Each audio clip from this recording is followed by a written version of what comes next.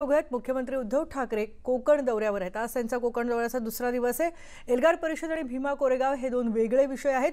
दलितांवर अन्याय होऊ देणार नाही असं मुख्यमंत्री म्हणालेत। सीए आणि एनआरसी हे दोन वेगळे विषय आहेत। सीए पासून कुठलाही धोका नाही असा दावा सुद्धा मुख्यमंत्र्यांनी केलाय।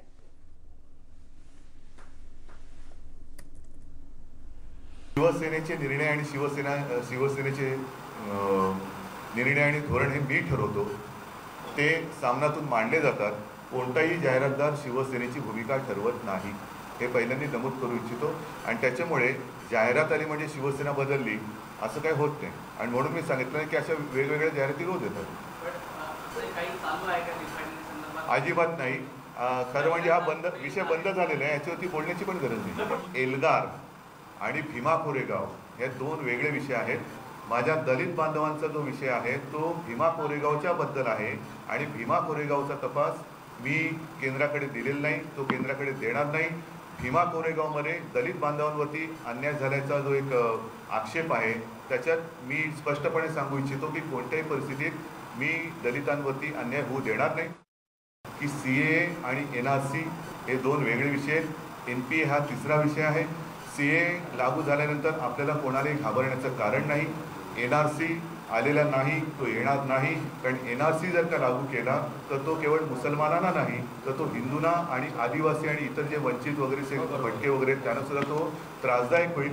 म्हणून एनआरसी बद्दल केंद्र सरकारने कोणतेही भाष्य केलेलं नाही। एनपीए जे आहे ही जनगणना आहे, त्याच्यामध्ये सुद्धा त्या रकान्यामध्ये काय कलमं दिलेली आहे ती मी एकदा स्वतः बघेन आणि मला वाटत नाही की त्याच्यात सुद्धा काही अडचणीचं असेल।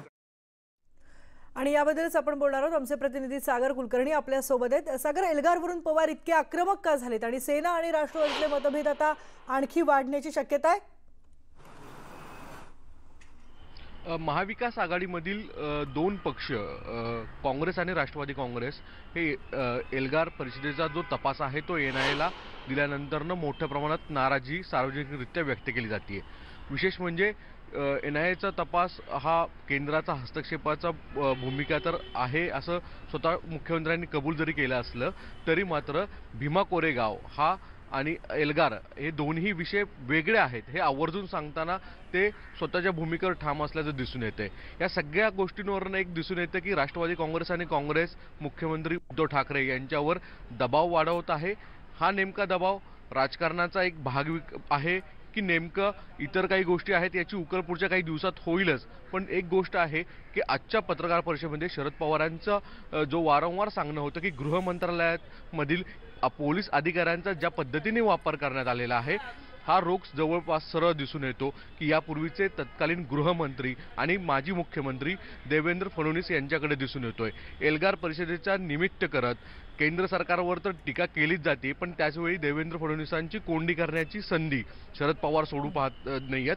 पोलीस अधिकाऱ्यांवर नेमका दबाव होता आणि तो कशा पद्धतीने होता हे जर पोलिसांनी भविष्यात सांगितलं तर जवळपास कोण होतं यामागे हे स्पष्ट होईल। कदाचित पवारांना हेच साध्य करायचं आहे आणि अधिकाऱ्यांच्या तोंडी वधवून घ्यायचं आहे। कारण की एसआयटी ही समांतर जरी चौकशी दिली गेली तरी एनआयए स्वतःचा एक हस्तक्षेप करून देणार नाही आहे। एनआयए स्वतःच्या पद्धतीने पूर्ण चौकशी करेल, त्यामुळे एसआयटीला खरंच किती अधिकार राहतील त्याची चौकट किती राहील हा मुद्दा वेगळा आहे।